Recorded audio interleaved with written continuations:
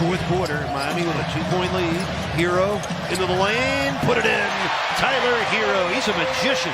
Got 6 in the fourth quarter. Lowry for Bam. Oh, his pass for Hero got deflected. Tyler would have had a wide open 3 if that pass got there. Shoots a contested 3. Kaboom! Didn't matter.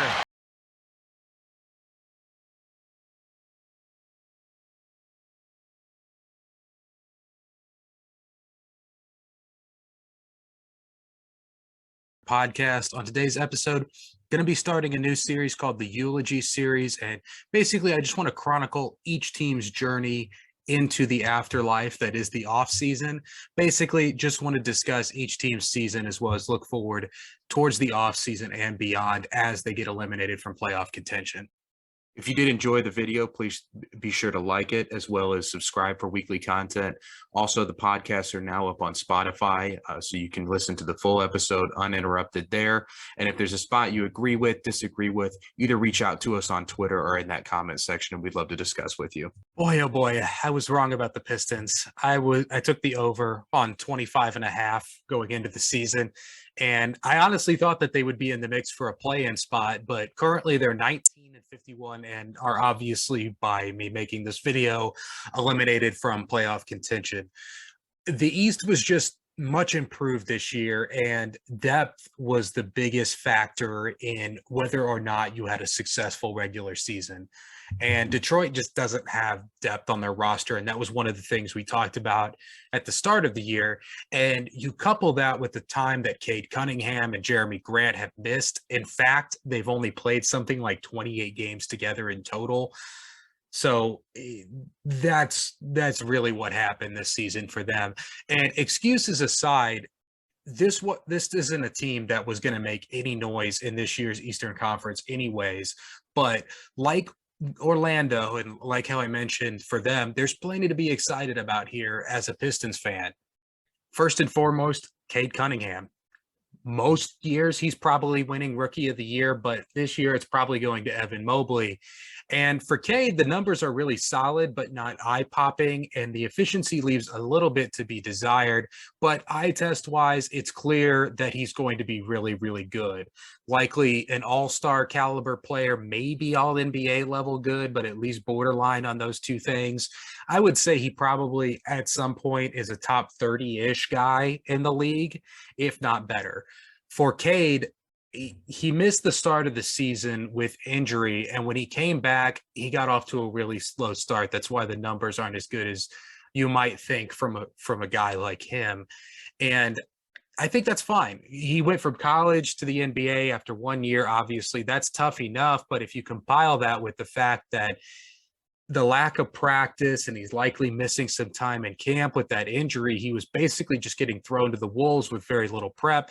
And most guys are going to struggle under those conditions. It also goes beyond the numbers with his effect on the game. His attitude is really rubbed off on this team, and I mean that in the best of ways. They play hard every night, and I know I said the same thing about the Orlando Magic, but in the past that hasn't been a given with these bottom-feeding teams. And his willingness to move the ball is also something that has rubbed off on the other guys on this team. When I watch the Pistons, I actually feel like they get pretty decent ball movement. And for a team with a bunch of young guys who are out to prove themselves, that's no small feat. For Cade, 5 assists a game. It may not seem like much, but that doesn't really tell the whole story. Like Lonzo Ball, Cade is willing to make the pass ahead on the break or make the extra pass in a hockey assist type scenario. I would take his 5 assists over someone like Russell Westbrook's 8 assists any day because the ball isn't sticking in Cade's hands. He's shown a willingness and desire to move the ball, even if it means he's not going to get the score or the assist. Second year forward, Saddiq Bey is another guy that I really like. This season, he's taken the next step forward in becoming a really versatile scorer, and he has all the tools to be a really good defensive player as well. I mean, for God's sakes, he just had a 50-point game like a week ago, and in spite of that, I don't think he's ever going to be a face of the franchise, number one player on a championship team type guy, but he's still going to be a really good player in this league for a very long time. Isaiah Stewart, another second-year player, is a guy that I really like for this team. I really don't have a ton to say about him. He's just your classic rim running, do all the dirty work type big guy. Every team needs one of these guys, and the Pistons have found theirs.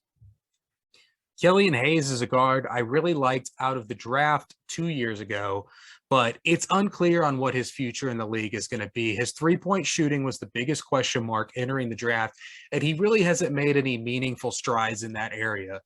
Also, when I watch him, some of the decision-making stuff is really questionable. Things like when to drive, when to shoot, what's a good shot.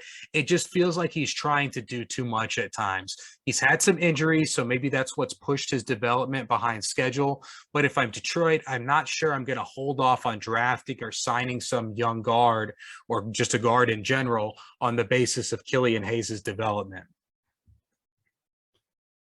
Looking ahead to the offseason, with these first few teams that get eliminated, I'm pretty much going to be saying very similar things. These are going to be teams whose fates are determined by the ping pong balls in the draft lottery.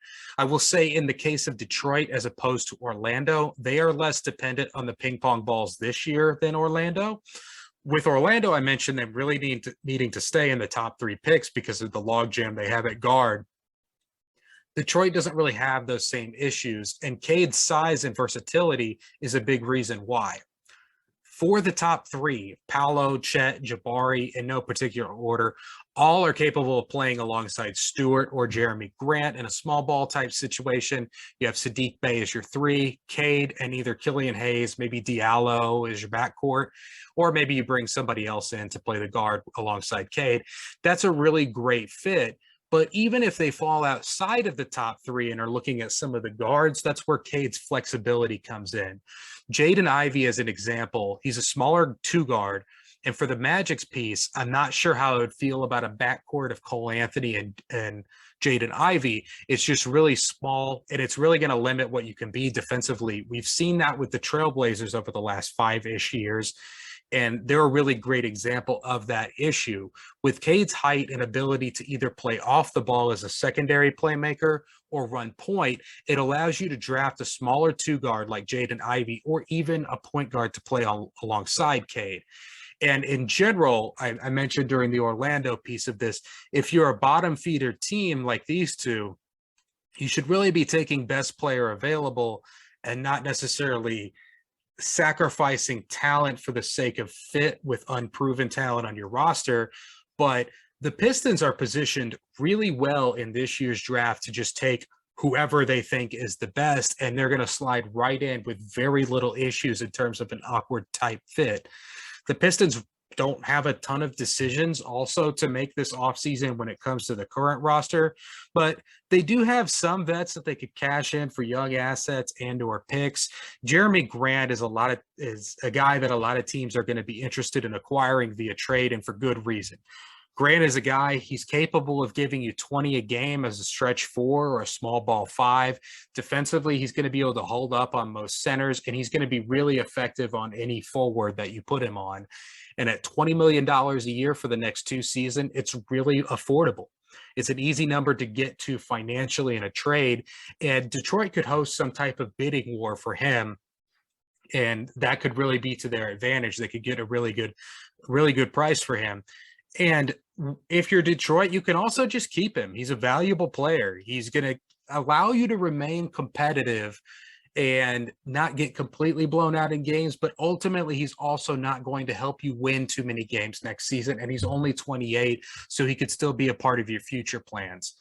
Olynyk is another guy that they can move off of, and in that case, in the case that they move off of Grant, they may want to keep him, but if they're keeping Grant, I think if you're drafting in the top 3, Olynyk is likely a guy you're going to want to move off of. Value-wise, though, I wouldn't expect a lot back from him. Corey Joseph, kind of in the same boat. He's a guard, obviously, and he's been solid, so they could keep him. But like Olynyk, if they decide to move off of him to create more space for their younger players in terms of playing time, I wouldn't expect much value-wise from him getting back in a trade, but teams would be interested in acquiring Corey Joseph. They also have team options for Frank Jackson, Luka Garza. That's kind of whatever. I don't think either are priorities to get to bring back or to let go of. So they can keep them, let them go. I don't really care. I don't think it really helps them or hurts them. The biggest decision that they have, though, is Marvin Bagley, and that's a guy that they traded for at the deadline who's been pretty solid for them, I would say. Unfortunately for him, he's always going to be the guy that got drafted ahead of Luka Doncic, but I still think he can be a really solid NBA player.